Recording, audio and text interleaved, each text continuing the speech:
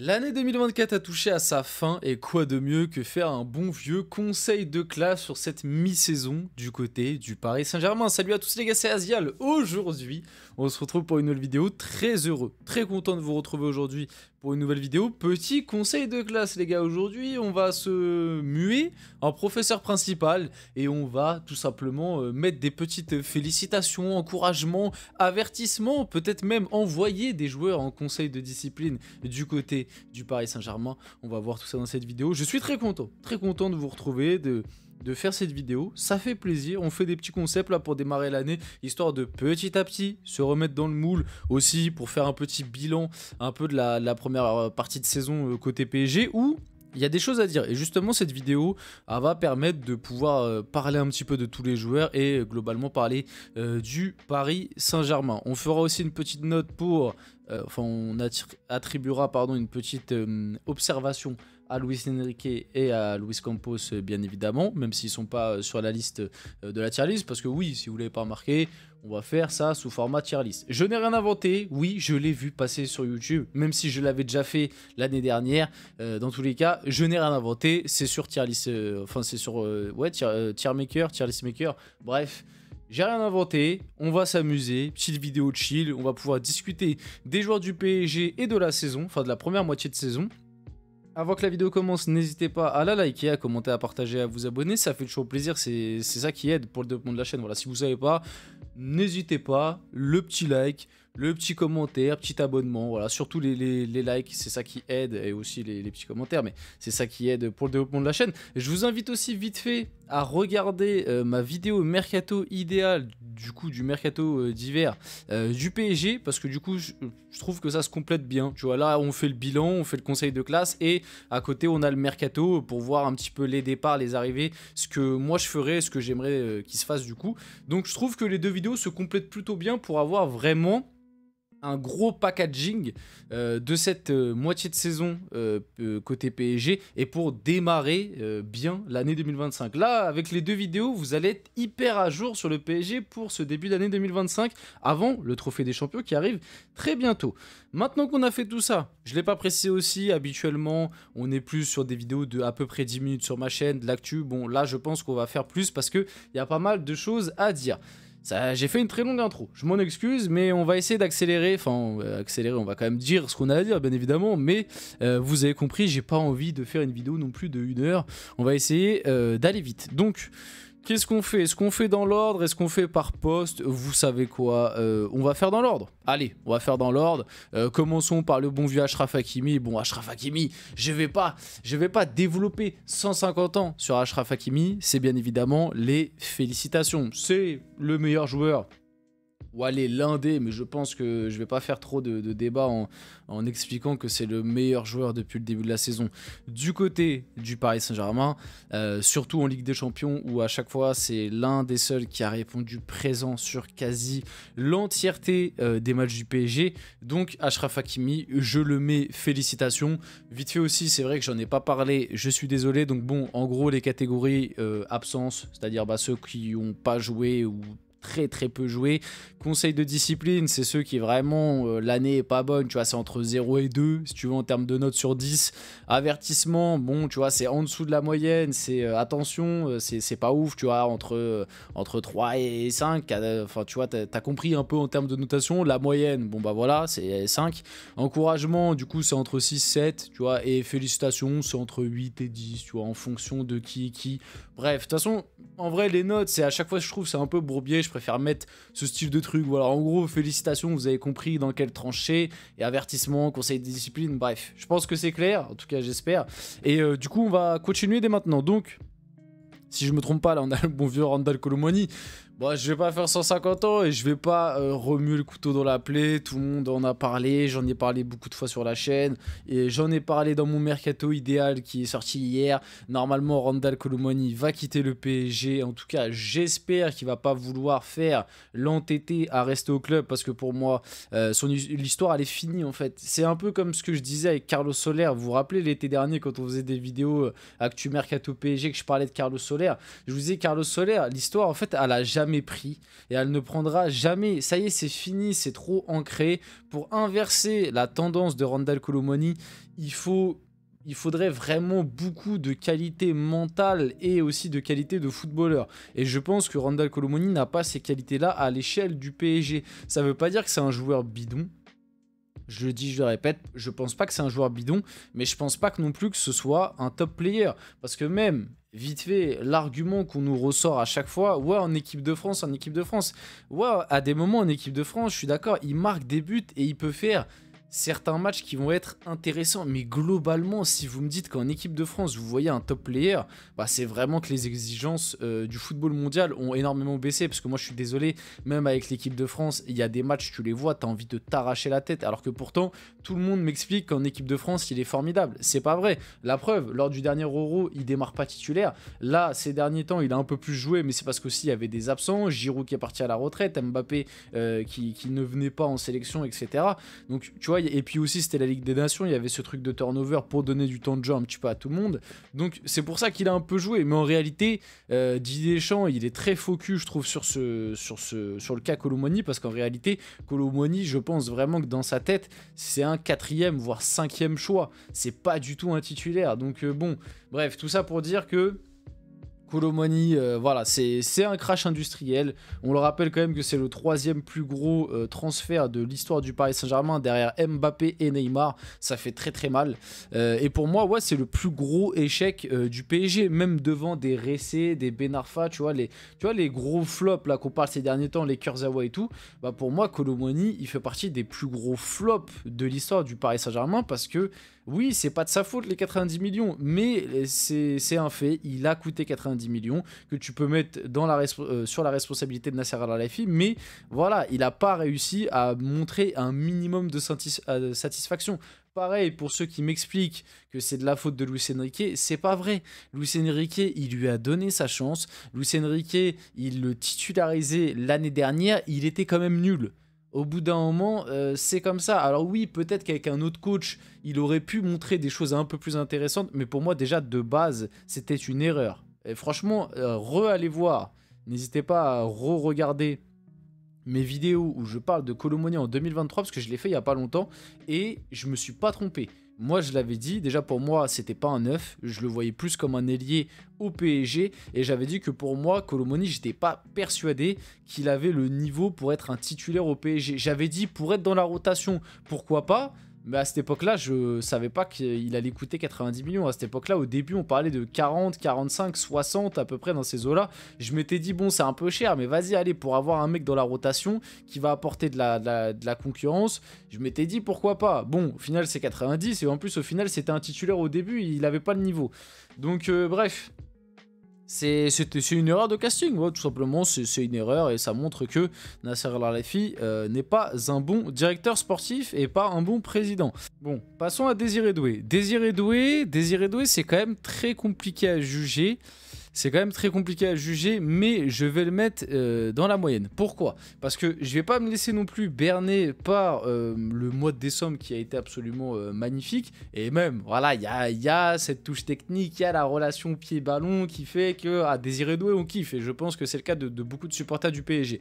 Maintenant, j'oublie pas que avant le mois de décembre, Désiré Doué n'existait quasiment pas dans ce PSG-là. Et même si je dois être honnête, s'il n'y avait pas eu ce mois de décembre, je pense que Désiré Doué, il aurait eu avertissement, tu vois. Donc je pense que voilà, pour le mois de décembre, il monte quand même dans la moyenne, et au final il arrive à se sauver dans le Money Time, tu vois. Désiré Doué, c'est un élève qui, tu vois, juste avant les fêtes de Noël, pour avoir ses cadeaux, il se met à charbonner sur le mois de décembre pour pas se prendre un avertissement et pour passer les fêtes tranquilles, pour que le bulletin soit reçu et qu'il soit dans la moyenne, qu'il se fasse pas trop engueuler, tu vois. Désiré Doué, ça a été un peu ça.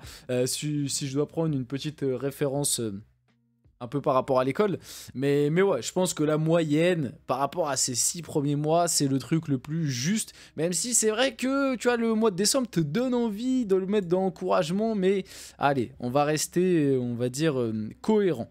Vitinha, je mets encouragement, ouais, je le dis tout de suite, je sais qu'il y en a beaucoup qui vont pas être d'accord, je m'en fiche, moi Vitinha, et d'ailleurs je pense qu'un jour j'en ferai une vidéo, je ne comprends pas pourquoi Vitinha est autant disrespect. Alors oui, c'est pas Rodri, oui, oui, pour moi, déjà, pour moi, il fait partie quand même des meilleurs à son poste, peut-être pas top 5, top 3, mais dans un top 15, pour moi, à l'heure actuelle, Vitinha, il fait quand même beaucoup de boulot. Je pense que certains ne s'en rendent pas compte.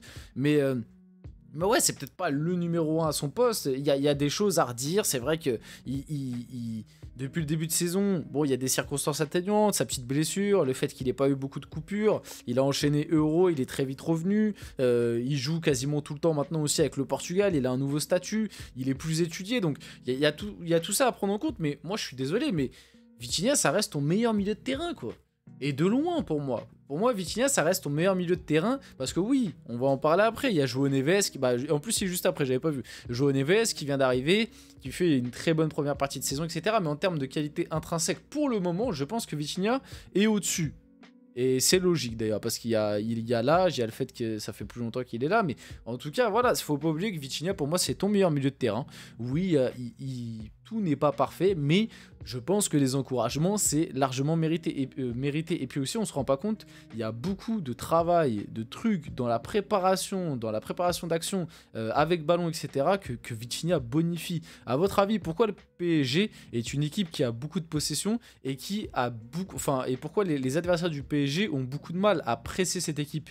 Bah parce qu'en numéro 6, et même globalement au milieu de terrain aussi avec l'arrivée de João Neves, t'as des milieux de terrain qui techniquement sont très très bons.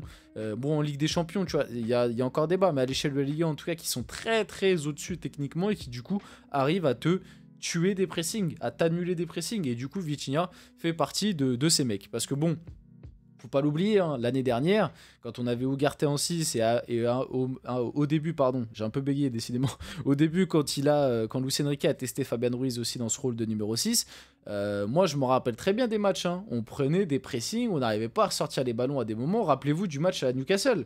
C'est bizarre, le match face à Newcastle, Vitinha était pas là, on s'est fait absolument manger. Et je suis pas en train de dire qu'avec Vitinha, bon après on était en 4-4-2, c'est vrai, mais enfin en 4-2-4 même.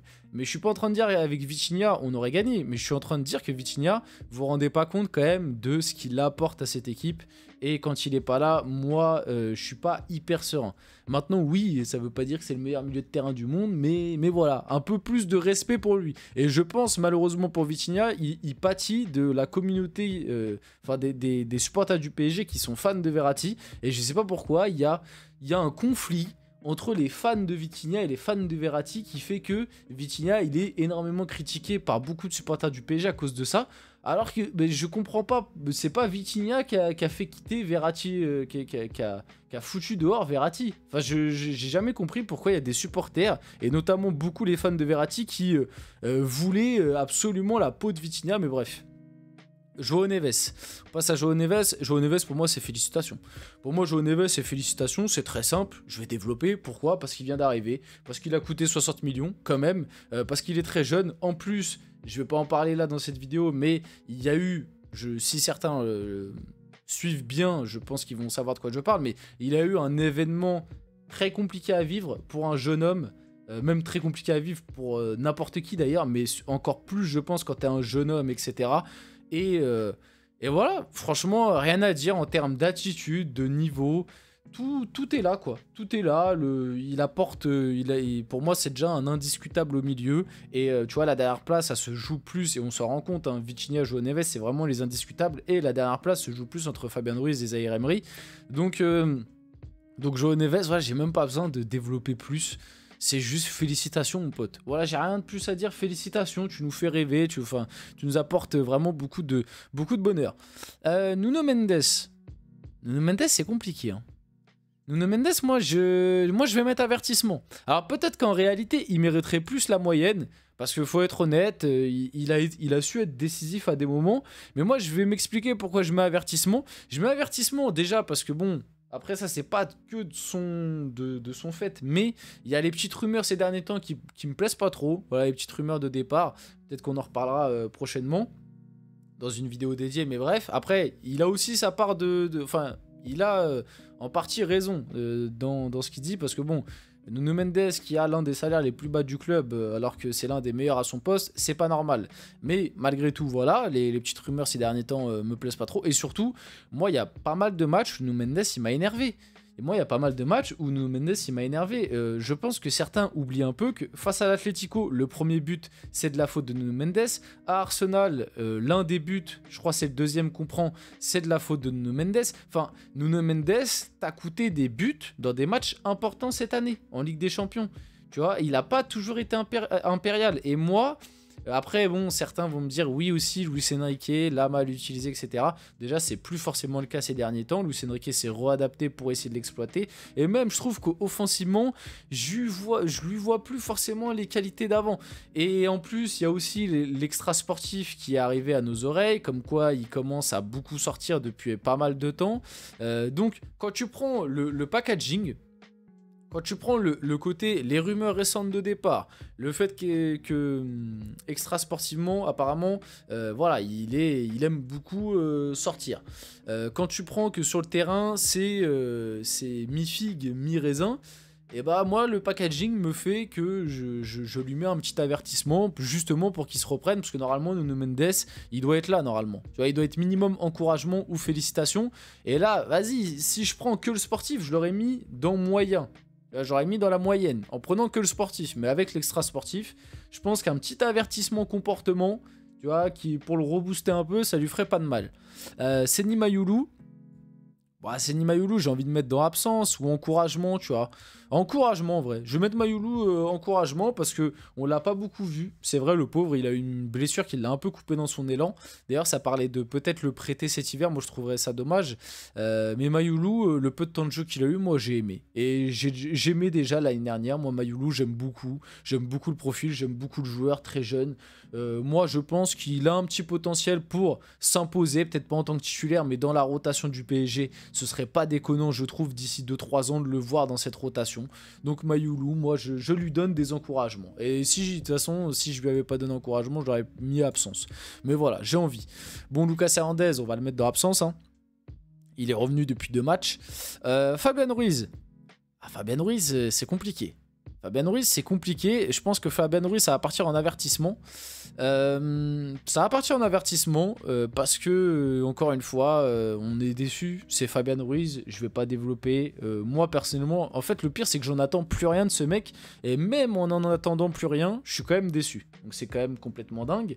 Mais, ouais, mais Fabian Ruiz, ouais, en fait, le problème de Fabian Ruiz, c'est qu'il va te faire à un moment un bon match et tu vas te dire, ah, on voit le Fabian Ruiz peut-être de l'Euro, ça fait plaisir. Et au final, après, il te fait 5-6 matchs absolument dégueulasses. En plus, il a quand même énormément de temps de jeu. Donc ouais, Fabian Ruiz, avertissement, je pense que c'est plutôt pas mal. Zagué, Yoram Zagué, on va le mettre dans absence, mais le problème c'est que Yoram Zagué, j'ai envie de le mettre un peu avertissement aussi. Mais bon, vas-y, on va le mettre dans absence. Alors pourquoi j'ai envie de le mettre un peu avertissement? C'est que l'année dernière, il a eu du temps de jeu, il a été prolongé. Ou en tout cas, sa prolongation devrait être annoncée, mais je crois qu'elle a été signée. Et si Luis Enrique ne lui donne absolument 0 temps de jeu, c'est qu'il y a quelque chose. Il a dû se passer quelque chose. J'ai pas d'informations là-dessus, mais si Luis Enrique est passé de l'année dernière, lui accorder quand même pas mal de temps de jeu, comme d'ailleurs Mayulu, à cette année lui donner absolument plus rien, alors que Hakimi a pas de doublure, les gars, moi je pense c'est qu'il y a un petit truc. Luis Enrique doit être déçu de certains trucs, donc je le mets dans l'absence, mais avertissement, ce serait peut-être pas de refus. Milan Skriniar. Alors Milan Skriniar, c'est très compliqué. Je dis ça à chaque fois, je vais arrêter. Parce que Milan Skriniar, sur le papier, comme tu te dis, ouais, il va partir, il va le mettre en conseil de discipline. Bah moi, Milan Skriniar, je le mettrais dans la moyenne. Parce que il a pas eu beaucoup de temps de jeu, je crois qu'il a eu à peu près 500 minutes. D'ailleurs aussi, pour revenir sur Kolo Muani, parce que certains cette année vont te dire ouais, Kolo Muani aussi c'est parce Luis Enrique le fait jamais jouer. Kolo Muani a plus de temps de jeu que Gonçalo Ramos et pourtant Gonçalo Ramos a déjà plus de stats que lui et il a été meilleur dans le jeu, donc voilà, juste pour la petite comparaison. Donc Milan Skriniar, moi c'est moyen parce que globalement alors oui, la situation, le salaire, il devrait partir et c'est normal parce que je pense quand même qu'il n'a pas le niveau, et surtout par rapport au salaire qu'il prend. Il a un salaire de titulaire, il n'a pas le niveau pour être titulaire. Mais quand il a joué cette année, Milan Skriniar, moi je ne l'ai pas trouvé dégueu. Voilà, c'était pas ouf, c'était voilà, la moyenne. Voilà, c'était moyen, c'était moyennasse. Après, le salaire est gros, les attentes étaient grosses aussi. Pour ça, tu pourrais te dire, ah, avertissement, mais moi, Milan Skriniar, je trouve que c'est la moyenne. Hein. On passe à Ousmane Dembélé, cas très épineux. Ousmane Dembélé, c'est... Putain, j'arrête pas de dire ça, c'est horrible. J'allais dire, c'est très compliqué. Ousmane Dembélé, le truc qui est chiant, je vais le dire, c'est que si je parle que des stats et du terrain, j'ai envie de le mettre dans encouragement. Pourquoi? Parce que statistiquement, il s'est quand même amélioré par rapport à l'année dernière. Il a des meilleures stats que l'année dernière, même si en termes purement de ce qu'il apporte sur le terrain, je trouve qu'il est moins bon que l'année dernière. Mais pour les stats, j'ai envie de mettre encouragement. Maintenant, quand tu prends en compte les soucis qu'il y a eu avec Luis Enrique depuis le début de saison, et c'est pas arrivé qu'une fois, il y en a eu plusieurs des épisodes Dembélé-Luis Enrique, les sorties dans la presse qu'il y a eu, qui ont été faites principalement par lui et Kipembe de ce qu'on a appris. Et quand tu prends tout ça aussi, la Ligue des Champions, où il y a des images où vraiment tu as envie de t'arracher les cheveux, et ben moi, Ousmane Dembélé, ça va partir en avertissement. Alors comme je viens de le dire, si tu prends vraiment purement les stats et le sportif depuis le début de l'année, statistiquement en tout cas, il fait une saison plus aboutie. Donc tu as envie de mettre encouragement pour qu'il continue sur cette route-là. Mais pour moi, l'extra sportif est quand même important. Il s'est quand même embrouillé 2-3 fois minimum avec le coach. Le carton rouge face au Bayern. Son absence du coup face à Arsenal pour décision disciplinaire, le fait que malgré tout dans le jeu, je l'ai dit, je le trouve moins bon que l'année dernière, alors que pourtant il a plus de stats. Voilà, encore une fois, ça c'est un petit truc pour les fans d'Mbappé qui comprennent pas la nuance. Moi pour tout ça, Dembélé, c'est avertissement. Hein. C'est avertissement, il a le plus gros salaire du club, ou l'un des, non je crois que c'est même lui qui a le plus gros, ou peut-être Marquis, bref, en tout cas il est dans le top 3 sûr. Normalement c'est lui qui est censé porter l'attaque, parce que Barcola a énormément pris cher depuis le début de la saison, mais les gars, normalement c'est à Dembélé de porter l'attaque du PSG. Après le problème c'est que oui, peut-être que le problème de base c'est de faire porter l'attaque du PSG à Dembélé, je suis d'accord avec vous, mais c'est un fait en tout cas. On passe à Lee Kang-in. Lee Kang-in, moi je vais le mettre dans la moyenne. Alors franchement, Lee Kang-in, si la première partie de saison s'était arrêtée en octobre-novembre, je l'aurais même mis là. Ouais, j'aurais même mis en encouragement, mais c'est vrai que novembre-décembre ça a été un peu moins bien. Bon, Lee Kang-in, il y a des limites qui sont évidentes. Hein. Il y a des limites qui sont évidentes. Pour moi, c'est un joueur très limité pour la Ligue des Champions. C'est un bon joueur de collectif, c'est un bon joueur de rotation. Pour moi, tu vois, Lee Kang-in au PSG, il n'y a pas de problème dans l'esprit qu'il soit dans la rotation. Tu vois, que ce soit le 4e, 5e joueur du milieu de terrain ou des attaquants, il n'y a pas de problème. Mais le problème, c'est que Lee Kang-in a été quand même énormément titulaire depuis le début de l'année. Et là, c'est qu'il y a un problème pour moi, parce que titulaire, c'est quand même très léger, même s'il a rendu des services à un moment, hein, notamment en faux neuf. Moi, je me rappelle de sa rentrée face à Nice, où il te change le match et tout. Il apporte beaucoup de bien, mais c'est moyen. Voilà, c'est très moyen. Et puis en plus, comme j'ai dit, novembre-décembre, ça a été plus compliqué pour lui, donc moyen, je pense que c'est très bien pour lui. Pacho, je vais mettre félicitations. Que dire? Le rock, bon, franchement, pour moi, le seul petit hic de Pacho, c'est face à Nantes. Le but qu'on prend face à Nantes de Dablin, tu vois, pour moi, c'est la seule petite erreur de Pacho. Sinon, globalement, bon, après, certains vont me dire peut-être, ah, ce but-là, c'est globalement, Pacho, moi, je suis toujours satisfait. Je trouve que pareil, un peu comme Hakimi, c'est l'un des seuls qui, à chaque fois, répond présent, même en Ligue des Champions. Je le trouve globalement très solide. Avec Marquinhos, je trouve que la paire fonctionne très bien. T'as le stopper un peu plus dur sur l'homme, et à côté, t'as le relanceur qui est un peu plus dans la couverture. J'aime beaucoup la charnière, et d'ailleurs, je trouve qu'on n'en parle pas assez de notre charnière cette année. Défensivement, je trouve que le PSG, on est quand même très solide. Le problème est plus devant. Paradoxalement, là où pendant des années devant ça allait très bien, le problème c'était plus au milieu et derrière.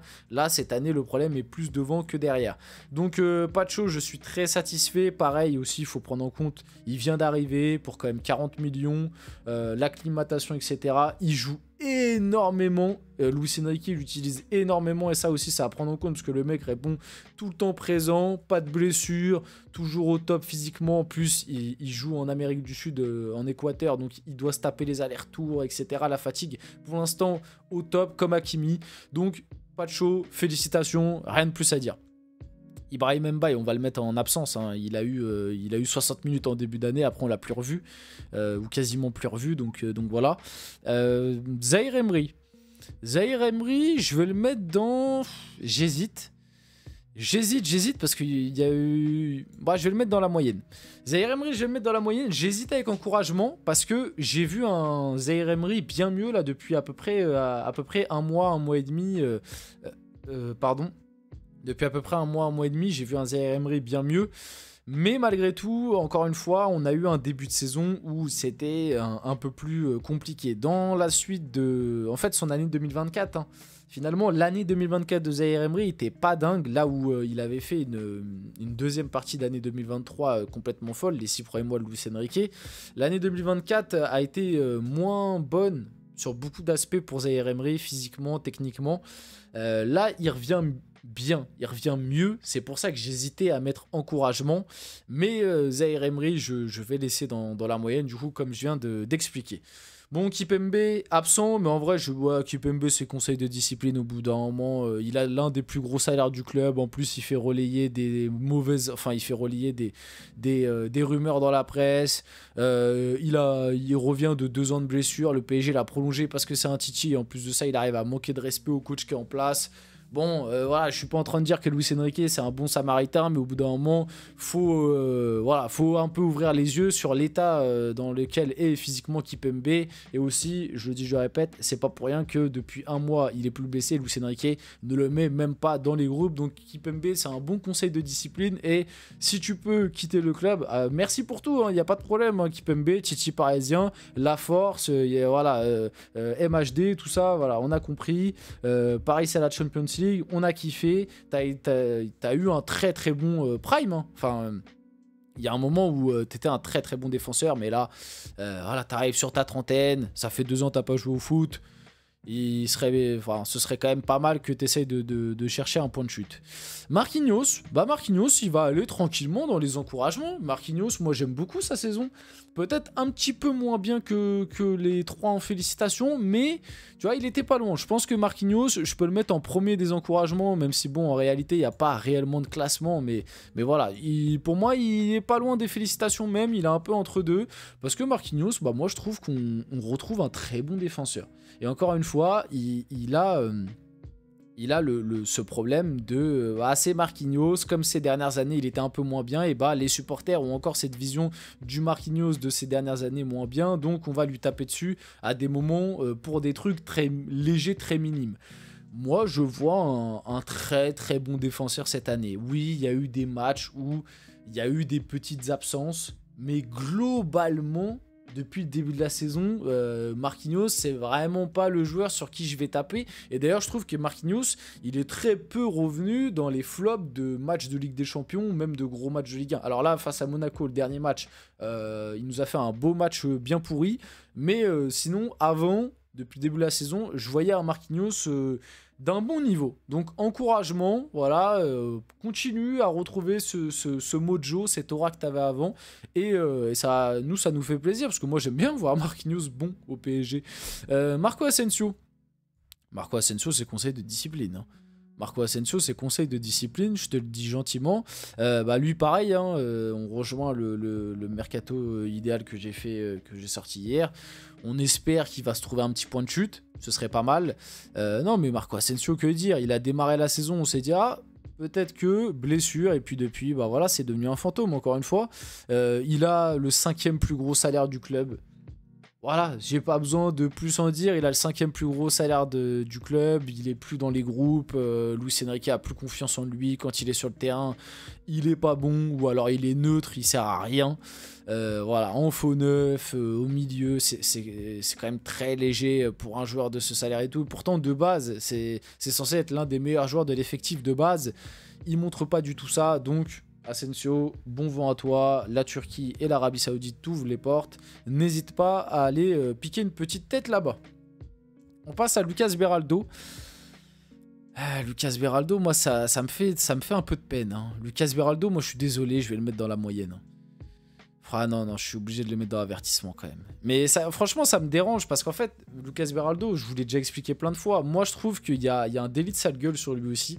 Et je trouve que beaucoup oublient que c'est pas un latéral gauche en fait. Et moi, Lucas Beraldo, quand il joue def central, bah moi je le trouve pas nul. Voilà, je dis pas que c'est un crack, mais Beraldo, quand il est défenseur central, c'est-à-dire son poste, bah je le trouve pas nul. Le problème, c'est que Luis Enrique l'utilise énormément dans ce rôle de latéral gauche, surtout en début de saison, parce que Lucas Hernandez était pas là et que Nuno Mendes, à des moments, il fallait le faire souffler, à des moments, il était malade, etc.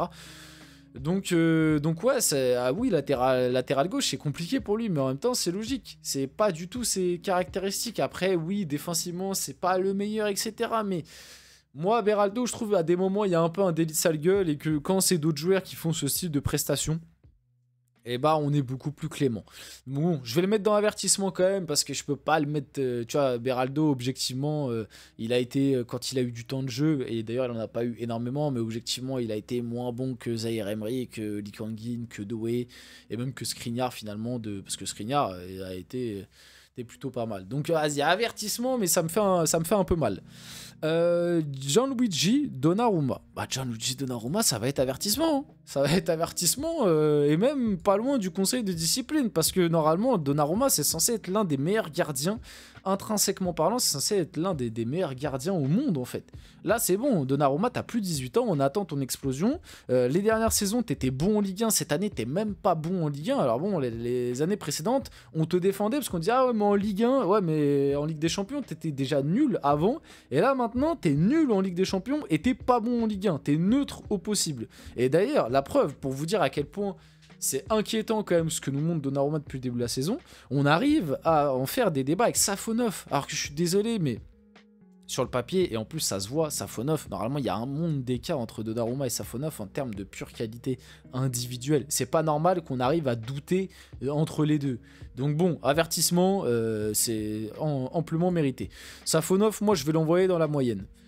Voilà, peut-être que certains vont me dire encouragement, etc. Vous allez être dans la culture un peu de l'instant par rapport à la séance de tir au but face à Lens. Je le mets quand même dans la moyenne pour moi parce que j'ai vu des limites. Malgré tout, moi j'oublie pas qu'il est arrivé quand même pour une sacrée somme et le transfert est un peu bizarre. Pour moi, on n'avait pas, en fait, on n'en avait pas besoin. Donc automatiquement, un mec dont on n'a pas besoin, quand il arrive dans ton club, t'en attends plus, t'attends vraiment qu'il t'apporte un truc parce que de base t'avais pas besoin de lui. Et je trouve que Safonov, il apporte pas une dinguerie. Son match face au Bayern, faut pas oublier que c'est lui quand même qui fait la boulette sur le but. Alors oui, il fait des arrêts et tout, mais bon, quand t'es gardien, voilà, on sait que t'es jugé très durement. Après ça va, je l'ai mis dans la moyenne. Je dis pas qu'il est nul, hein. Et je dis pas, voilà, c'est moyen. Pour moi, c'est moyen ce qui monte depuis le début de saison. Bon, Arnaud Tenas, absence malheureusement. Hein, moi, je comprends pas pourquoi il n'a pas été un petit peu plus testé, parce que quand il a joué, je le trouvais pas horrible, Tenas. Je comprends pas pourquoi on n'est pas reparti avec Donnarumma Tenas cette année, mais bref. Enfin, si, en vrai, Safonov, on le sait, c'est un jeu d'agent, ça doit être un truc comme ça. C'est une magouille, on l'apprendra dans quelques temps, vous inquiétez pas. Gonzalo Ramos. Gonzalo Ramos, qui pendant longtemps a été dans les absences, et bah bon, Gonzalo Ramos, ça va être un bon vieux encouragement. Ça va être un bon vieux encouragement, pourquoi? Parce que le pauvre, absent 3 mois, blessure, il avait fait une deuxième partie de saison l'année dernière au PSG qui était bien mieux, et là il est revenu et il claque, direct. Voilà, c'est ça qu'on veut d'un neuf. Kolo Muani, c'est ça qu'on veut d'un attaquant. Et c'est ça que certains fans, j'ai envie de dire, en tout cas défenseurs de Kolo Muani ne comprennent pas. C'est que Ramos, moi je vois pas plus de privilèges accordés à Ramos qu'à Kolo Muani, bien au contraire. L'année dernière, Kolo Muani a eu beaucoup plus de privilèges que Gonzalo Ramos, et pourtant Gonzalo Ramos a toujours beaucoup plus répondu présent, a toujours beaucoup plus maximisé le temps de jeu et les chances que lui donnait Luis Enrique. Au bout d'un moment, t'es le PSG, hein, c'est le football de haut niveau, on te donne des chances, ça fait 1 an et demi que t'es là, à chaque fois qu'on te donne du temps de jeu, t'es nul ou alors t'es neutre et tu prends pas, tu donnes pas envie à l'entraîneur de te faire jouer plus, bah voilà, que t'aies coûté 90 millions ou voilà, t'as pas le niveau, c'est tout. Donc Ramos, moi je suis content. Parce qu'il est revenu, il nous a fait directement du bien, il apporte des buts, tu vois, il rentre face à Monaco, il marque, il rentre face au RC Lens, il marque en Ligue des Champions face à Salzbourg, il joue, il met le but du 1-0, un but d'attaquant de numéro 9, des buts importants, donc ça fait plaisir. Et pour finir la vidéo, pour finir ce conseil de classe qui a été très très long, waouh, j'ai beaucoup parlé, je suis désolé, j'espère que ça va vous plaire. Bradley Barcola. Bradley Barcola, le bon vieux Bradley B. Pareil, Barcola c'est très compliqué parce que Barcola, tu prends sa saison jusqu'au mois de novembre, tu le mets dans félicitations, et depuis le mois de novembre, encouragement, ça paraît un peu dur. Non, Barcola, je suis désolé, je vais le mettre dans moyen. Je vais le mettre dans la moyenne parce que voilà, il y a eu septembre, enfin il y a eu août, septembre, octobre où globalement c'était très bon, tu vois, c'était encouragement, félicitations. Et depuis le mois d'octobre, c'est-à-dire novembre, décembre, bah t'es plus dans avertissement, donc tu prends le truc des deux. Ouais, peut-être que franchement, il pourrait peut-être même mériter encouragement en vrai, mais vas-y, je vais le mettre dans la moyenne parce que ces derniers temps, c'est quand même très très compliqué. Après, Barcola, faut pas oublier. Très jeune joueur, moi je trouve qu'on lui a mis quand même beaucoup de responsabilités sur le dos en ce début de saison et je le dis, je le répète, normalement c'est plus un mec comme Ousmane Dembélé qui aurait dû porter les responsabilités et les critiques qu'a porté Bradley Barcola en ce début de saison. Donc ouais, franchement vous savez quoi, limite il mériterait d'être dans la moyenne, mais franchement, limite pour toutes les critiques qu'il a eues et notamment tout le pressing qu'il reçoit de certains médias français, vous savez très bien de qui je parle, et bah vous savez quoi, je vais le mettre dans encouragement. Parce que moi j'y crois encore à Barcola, faut pas l'enterrer, faut pas commencer à dire je sais pas quoi. Oui, peut-être que j'aimerais qu'on lui mette une concurrence, ça c'est vrai, moi j'aurais aimé qu'on prenne un Kvaratskhelia et qu'il y ait une concurrence avec Bradley. Maintenant Bradley, ça reste pour moi un joueur de qualité qui est aussi beaucoup analysé et c'est vraiment l'arme numéro 1 que les adversaires du PSG veulent neutraliser. On le voit à chaque fois, Barcola, contre n'importe quelle équipe maintenant, c'est prise à 2, voire à 3 minimum. Donc c'est bien que en face, on se doute, enfin on a peur de Barcola. Donc vas-y, tu sais quoi, vas-y, encouragement, parce que moi j'ai envie qu'il rebondisse en deuxième partie de saison, et je crois encore en lui, bien évidemment. Même si, comme je viens de vous l'expliquer, il mériterait peut-être un peu plus d'être dans la moyenne, mais vas-y, pour tout le pressing qu'il a reçu et tous ces derniers temps, on va le mettre là. On arrive sur la fin de cette vidéo, très très longue, je suis désolé, j'aurais peut-être pu faire un peu plus court, mais vas-y. C'est freestyle, au moins là t'as un gros bilan du PSG sur cette première moitié de saison. J'espère que la vidéo vous a plu. Si c'est le cas, n'hésitez pas à la liker, commenter, partager, vous abonner, ça fait plaisir pour ce début d'année 2025. D'ailleurs j'espère, je vous souhaite encore bonne année au cas où si vous n'avez pas vu mon mercato idéal. J'espère que l'année 2025 sera très très bonne pour vous. C'était Asial et on se retrouve très rapidement pour une prochaine vidéo.